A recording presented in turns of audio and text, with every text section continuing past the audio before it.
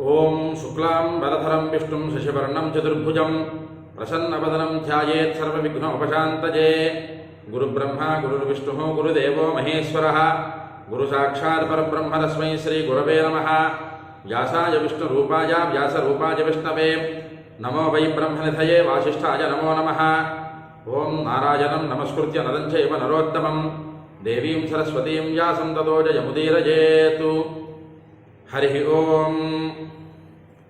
ప్రియ భగవద్బంధువులారా, ఆస్తిక మహాశయులారా, విష్ణు పురాణానికి మనం స్వాగతం పలుకుతూ ఆత్మానం రథనం విద్ధి శరీరం రథమేవతు బుద్ధింతు సారథం విద్ధి మనః ప్రగ్రహమేవచ అనేటటువంటి ఈ శ్లోకం ఆధారంగా మన ఆత్మ, మన శరీరము, మన బుద్ధి, మన మనస్సు ఇవన్నీ కూడా ఒక రథంలాగా మారితే ఆ రథాన్ని అధిరోహించినటువంటి శ్రీమన్నారాయణుడు మనకి సద్బుద్ధిని సద్గతులను కలుగుజేయుగాక అని మరొక్కసారి మనం స్మరణలోకి తెచ్చుకుంటూ విష్ణు పురాణం 4వ అధ్యాయంలో సనకాసనందనాది మహర్షులందరూ కూడా వరాహమూర్తి అవతారంలో ఉన్నటువంటి శ్రీమన్నారాయణుణ్ణి అద్భుతమైనటువంటి స్తోత్రంతో స్తుతిస్తూ కింద ఘట్టంలో దంష్ట్రాగ్ర విన్యస్థ మశేషమేతదు భూమండలన్నాథ విభావ్యతే విఘాహత పద్మవనం విరగ్రం సరోజనీపత్ర మిబోధపంకం అన్నటువంటి ఈ శ్లోకం దగ్గర కింద ఘట్టంలో మనం చెప్పుకున్నాం. సరోజనీపత్ర మిబోధపంకం అనేటటువంటి ఆ పదం సనకసనందనాథుడి దగ్గర నుంచి పరాశర మహర్షి దగ్గర నుంచి వాడేటటువంటి పదాలు అక్కడక్కడ విష్ణు పురాణంలో మనకి కనిపిస్తున్నాయి. అయితే దాన్ని మనం ఎలా అన్వయం చేసుకోవాలి ఆ పదాన్ని ఇక్కడ మనం కింద ఘట్టంలో చెప్పుకున్నాం, కొద్దిగా చెప్పుకున్నాం.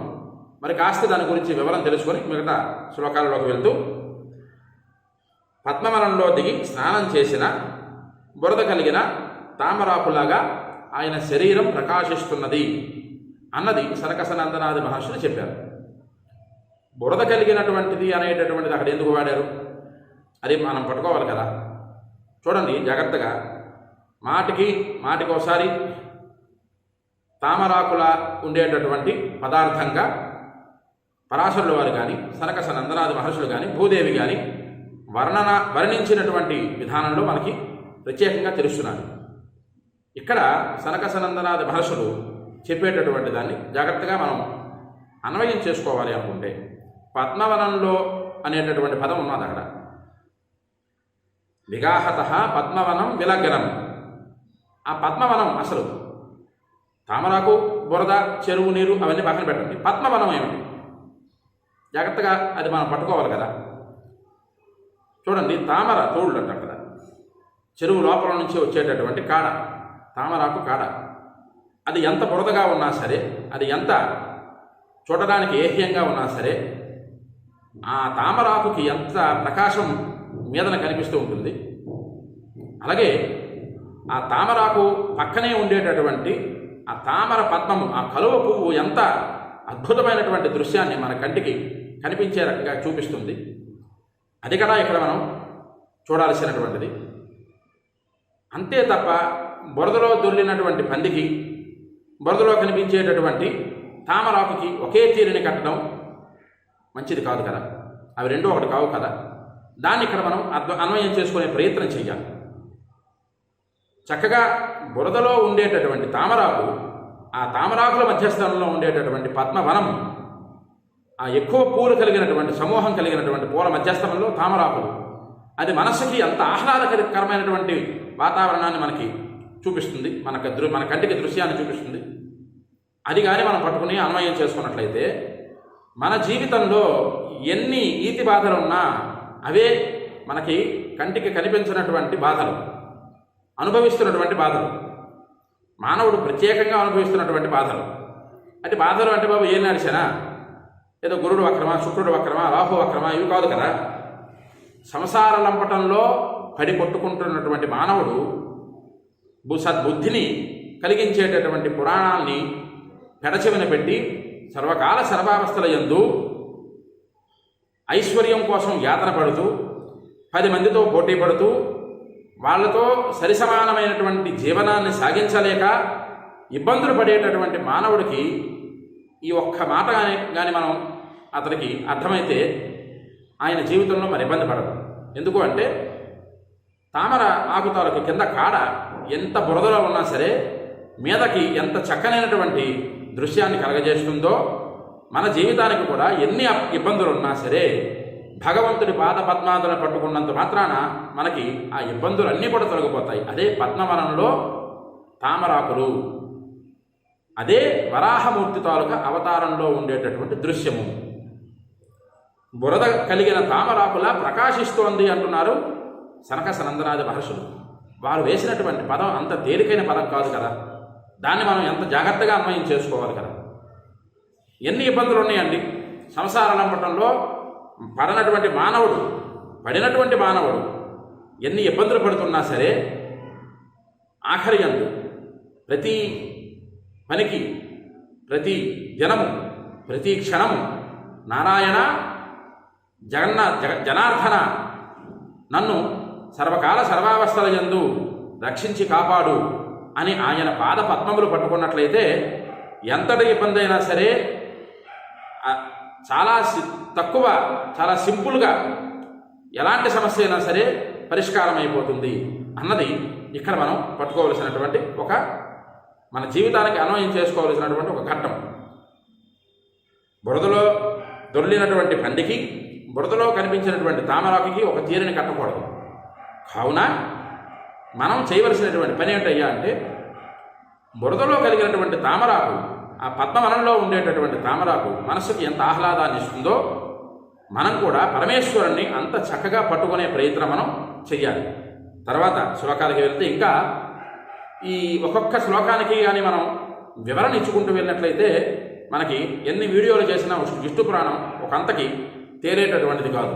అందువలన కొన్నింటికి మాత్రమే కొన్ని విశేషణాలు చెబుతూ మిగతా శ్లోకాలు తాత్పర్యాలు చదువుతున్నాను.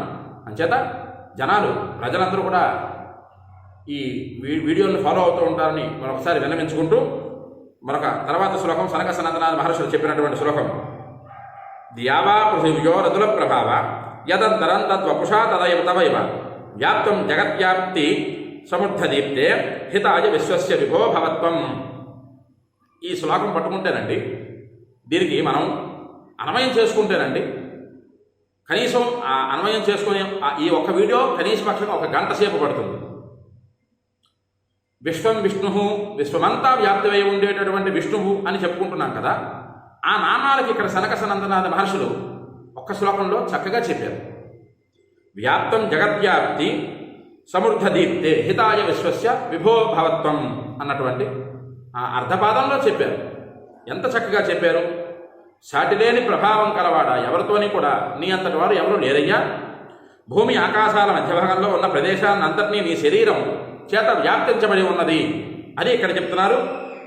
ద్యావా పృథివ్యో ఋతుల ప్రభావ, పృథివీ ఆకాశము ఇవి అంతా కూడా మొత్తం నీ శరీరంతోనే వ్యాప్తమై ఉన్నది. అది కదా విశ్వం విష్ణు వషట్కారో అనేటటువంటి శ్లోకం తాలూకా అర్థం. ఆయన శరీరం, ఆ వరాహమూర్తి శరీరము భూమి నుంచి ఆకాశము యావత్తు కూడా 10 దిక్కుల యందు ఆ స్వామి స్వరూపమే వ్యాప్తించి ఉన్నది అంటూ జగత్తునంతా వ్యాప్తించడంలో సామర్థ్యం ఉన్న ప్రకాశం కలవాడా, నీవు లోకం మేలు కొరకు ఉండవలసిన వాడవు అనేటటువంటిది సనక సనందనాథ మహర్షులు ఇక్కడ చెప్పేటటువంటి శ్లోకంలో ఒక అర్థం.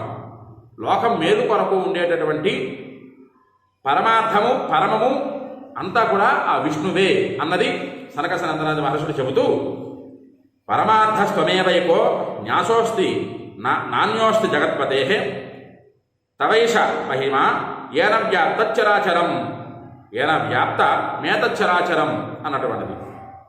ఓ జగత్పతి, నీ ఒక్కడవే పరమార్థానివి, మరెవడూ లేడు. నీ మహిమ ఏదైతే ఉన్నదో దాని చేతనే ఈ చరాచరమంతా వ్యాపించి ఉన్నది. వ్యాప్నోతి ఇది విష్ణు. ఇక్కడ కూడా మనం అన్వయం చేసుకోవచ్చు. వ్యాప్నోతి ఇది విష్ణు. విశ్వం విష్ణువు వశత్కారు, విశ్వమంతా వ్యాప్తించి ఉన్నటువంటి ఆ పరమేశ్వరుడు విష్ణువు స్వరూపంలో ఉన్నాడు. ఆయనే మనకి జగత్పతి, జగత్తుకి సృష్టించినటువంటి శక్తి గలవాడు. ఆయనే స్థితి చేసినటువంటి శక్తి గలవాడు. ఆయనే లయ సమయంలో లయకారం చేసినటువంటి పరమేశ్వరుడు ఆయనే అంటూ, యదేతతు దృశ్యతే మూర్తమేతతు జ్ఞానాత్మనస్థవ భ్రాంతి జ్ఞానేన పశ్యంతి జగద్రూపమయోగినః అనేటటువంటిది ఈ శ్లోకం. ఏ మూర్తమైన ఈ భూతాత్మకమైన రూపం కనబడుతున్నదో అది నీ యొక్క జ్ఞానమూర్తి అగు. నీ జ్ఞానమయ రూపమే యోగులు కానివారు భ్రాంతి జన్య జ్ఞానంతో జగత్ రూపంగా చూస్తున్నారు. ఇది కొద్దిగా మనం అర్థం చేసుకోవడానికి సమయం పట్టేస్తుంది. ఎందుకు? ఆ శ్లోకము కానీ దానికి ఇచ్చిన తాత్పర్యం కూడా, తెలుగులో చదివినటువంటి తాత్పర్యం కూడా అర్థం చేసుకోవడానికి కొంత సమయం పట్టేస్తుంది. ఎందుకు అంటే యదేతతు దృశ్యతే మూర్తమేతతు జ్ఞానాత్మనస్థవ. ఏ మూర్తమైనటువంటి ఈ భూతాత్మకమైన రూపం కనబడుతున్నదో, మాంస నేత్రాదులతో కనిపించేటటువంటి పృథివ్యాపస్తేజో వాయురాకాశములు అనేటువంటి పంచభూతాత్మలతో ఆ మూర్తి ఏదైతే కనిపిస్తున్నదో, ఈ కంటితో చూస్తున్నాం, భూమి, ఒక చెట్టు, ఒక వాహనం, ఒక మనిషి, ఒక జీవి, ఒక జంతువు, ఇవన్నీ కూడా చూస్తున్నాము. అవన్నీ వేరుగా ఉన్నాయో అనేటటువంటి భ్రాంతి కలిగిస్తున్నది ఎవరయ్యా అంటే మహామాయా స్వరూపంలో మహావిష్ణువే మనకి కనిపిస్తున్నారు అంటూ భ్రాంతి జ్ఞానేన పశ్యంతి జగత్ రూపమయోగిన. ఎవరైతే జ్ఞానులు ఉన్నారో వారు నిన్ను పట్టుకునేటటువంటి విషయంలో, ఇక్కడ మనం పట్టుకోవాలి జాగ్రత్తగా, మహర్షులు కానీ, తపస్సులు కానీ, మునులు కానీ, మునీంద్రులు కానీ, మహాయోగులు కానీ ఆయన్ని పట్టుకునేటటువంటి విషయంలో భ్రాంతి జ్ఞానేన పశ్యంతి జగద్రూపమయోగిన. జగత్తు అంతా నీ రూపమే అని చెప్పుకుంటున్నారు కదా. ఒక ఆడ వేరు, ఒక మగ వేరు, ఒక జంతువు వేరు, ఒక వృక్షము వేరు, ఒక ఆకాశము వేరు, ఒక నీరు వేరు, ఒక భూమి వేరు, ఒక అగ్ని వేరు, ఇవి అన్నీ ఇన్ని వేర్లు ఉండవు అని పట్టుకునేటటువంటి శక్తి సామర్థ్యాలు గలవారు భ్రాంతి జ్ఞానేన, ఆ భ్రాంతిని పోగొట్టుకొని జ్ఞానాన్ని సముపార్జన చేసుకొని నీ పాదపద్మాలకు చేరేటటువంటి వారు మహాయోగులయ్యా అనేటటువంటి ఒక్క పదం ఇక్కడ శరకసనందనాది మునీంద్రుడు వాడుతూ జ్ఞానస్వరూపమఖిలం జగదేతద్బుద్ధయ అర్థస్వరూపం పశ్యంతో భ్రామ్యంతే మోక్ష సంప్లవే. ఇక్కడ మనం ఒక శ్లోకం, ఒక పాత శ్లోకం మనం చెప్పుకోవచ్చును. ఆర్తో జిజ్ఞాసురర్థార్థి జ్ఞానీక భరతర్షభ అనేటటువంటి ఈ శ్లోకం. ఆ శ్లోకానికి దీనికి ఏంటి అన్వయం ఇక్కడ చేసుకోవాల్సినటువంటిది? జ్ఞానస్వరూప మహిళం జగదేత చరాచరం. జ్ఞానస్వరూపంగా ఉండేటటువంటి జగత్తు అంతా కూడా అది అజ్ఞానం చేత ఆవరించబడి ఉన్నది. మనిషి జ్ఞానానికి, మనిషి ఆలోచనకి, మనిషి ఉండేటటువంటి ఆ జ్ఞాన సంపదకి మించి ఉన్నది. అందువలన ఆ మానవుడు ఏమిటనుకుంటున్నాడయ్యా అంటే భ్రాంతి జ్ఞానేన పశ్యంతి, ఇదంతా కూడా భ్రాంతి అనేటటువంటి భావనలో కొట్టుకుంటున్నాడు. సంసార లంపటంలో పడి ధర్మ అర్థ కామ్య మోక్షములు అనేటటువంటి వాటిలో మొదటిది చివరిది తీసేసి అర్థకామ్యముల కోసమే మనిషి బాధపడుతున్నాడు ఈ కలియుగంలో అనేటటువంటిది ఇక్కడ మనం తెలుసుకోవలసిన విషయం. అయితే గురువుగారు ఆర్తో జిజ్ఞాసుర అర్థాది జ్ఞానైక భరతర్షభ అనేటటువంటి దానికి ఈ శ్లోకానికి ఏమిటి అన్వయం చేసుకోవాలి మనం? అక్కడ భగవద్గీత అనుకుంటున్నాను. ఆ భగవద్గీతలో పరమేశ్వరుడు చెప్పినటువంటి ఒక శ్లోకంలో ఒక పాదం అది. చతుర్థ్యా భజంతే మాం జనాః సుకృతినో జనాః. ఎవరైతే, ఏ మానవులైతే ఎవరైనా సరే నన్ను అర్చించినటువంటి వారు 4 విధాలుగా అర్చిస్తారు. ఏమిటాది? చతుర్థ్యా భజంతే మాం జనాః సుకృతినో జనాః. ఆర్తో జిజ్ఞాసుర అర్థార్థి జ్ఞానైక భరతర్షభ. ఆర్తిని తీర్చవన్నవారు ఒకరు, జిజ్ఞాస కావాలన్నవారు ఒకరు, అర్థము కావాలన్నవారు ఒకరు, జ్ఞానము కావాలన్నవారు ఒకరు. జిజ్ఞానము వేరు, అజ్ఞానము వేరు. అది మనం ఆ తత్వంలోకి వెళ్ళామంటే చాలా సమయం పట్టేస్తుంది. కాకపోతే ఈ 4 విధాలైనటువంటి కోరికలతోనే పూజ చేస్తున్నారు. కానీ భగవద్గీత అర్థం చేసుకున్నటువంటి వారు ఎవరు కూడా తను చేసినటువంటి ప్రతి ఒక్క పనికి భగవంతుడికి అర్పించాలని భగవద్గీతలో చెప్పారు కదా స్వామి. కానీ ఇక్కడ మాత్రం మనం ఏడు చేస్తున్నాము? ఆర్తో జిజ్ఞాసురార్థార్థి జ్ఞానైక భరతర్షభ. ఈ 4 కోరికలతో పూజ చేస్తున్నాం. పూజ దేనికోసం చేస్తున్నాం? ఆయన ఆ కోరిక తీరుస్తారని చేస్తున్నాం.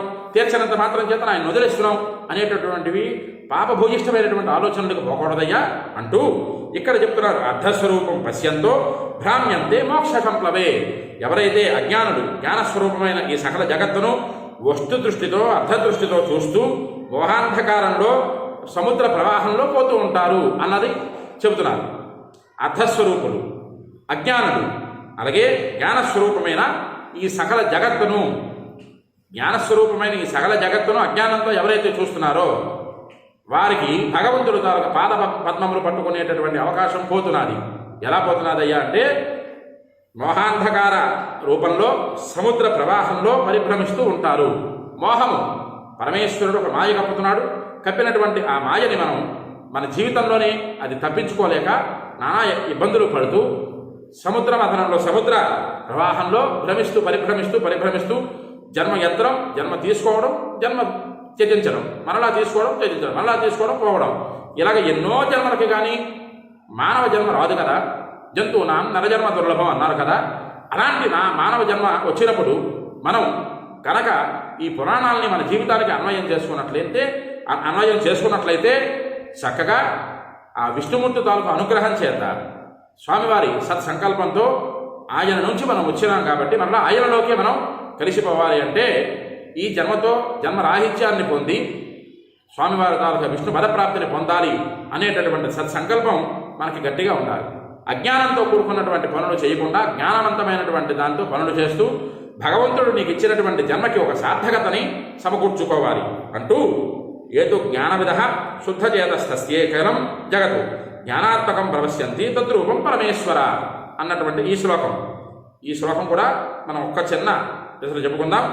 ఎవరు జ్ఞానవేత్తలు నిర్మల మనస్కులు అయి ఉన్నారో అట్టివారు దృశ్యభాగ ప్రపంచాన్ని అంతటినీ జ్ఞానస్వరూపంగా నీ రూపంగా చూస్తూ ఉంటారు అన్నటువంటిది ఇక్కడ సనక సనందనాది మహర్షులు చెబుతూ,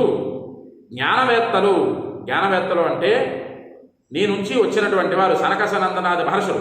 మాకు ఈ సంసార లంపటాలు వద్దు, మేము సర్వకాల సర్వావస్థలయందు విష్ణువులోనే చక్కగా తపస్సు చేసుకుంటూ ధ్యానం చేసుకుంటూ రమిస్తూ ఉంటాము అని ఎవరైతే త్యజిస్తారో వారికి రెండు రూపాలు కనబడవు, ఒకటే రూపం కనిపిస్తుంది. దృశ్యమాన ప్రపంచాన్ని అంతటినీ కూడా, దృశ్యమాన ప్రపంచము కనిపించేటటువంటి ప్రపంచాన్ని అంతటినీ కూడా నీ రూపముగానే అందరూ కూడా భావిస్తూ నీ రూపంగానే చూస్తూ ఉంటారు, నిన్నే ఆరాధిస్తూ ఉంటారు అని ఆ సనక సనందనాది మహర్షులు. ఇంకా ఈ శ్లోకాలు ఆయన స్తుతించేటటువంటి శ్లోకాలు ఇంకా 2-3 శ్లోకాలు ఉన్నాయి. ఆ శ్లోకాలు పూర్తి చేసిన తర్వాత వచ్చేటటువంటి ఘట్టాల్లో చెప్పుకుందాం. ఇక్కడితో ఈ వీడియో ఆపుతున్నాం. ఎందుకంటే ఇప్పటికే 16 నిమిషాలు 17 నిమిషాల పైన అయిపోయింది. కావున ఎవరికైతే ఈ వీడియో నచ్చుతుందో చక్కగా లైక్ చేయండి, షేర్ చేయండి, కామెంట్ చేయండి. ముఖ్యంగా ఈ యూట్యూబ్ ఛానల్ని సబ్స్క్రైబ్ చేసుకోండి. విష్ణు పురాణాన్ని వినండి, తరించండి. 10 మందికి వినిపించి తరింపజేసేటటువంటి మహద్భాగ్యాన్ని పొందండి. అందరూ కూడా ఈ యూట్యూబ్ ఛానల్ని సబ్స్క్రైబ్ చేసుకోవాల్సిందిగా కోరుకుంటూ హరి ఓం స్వస్తి.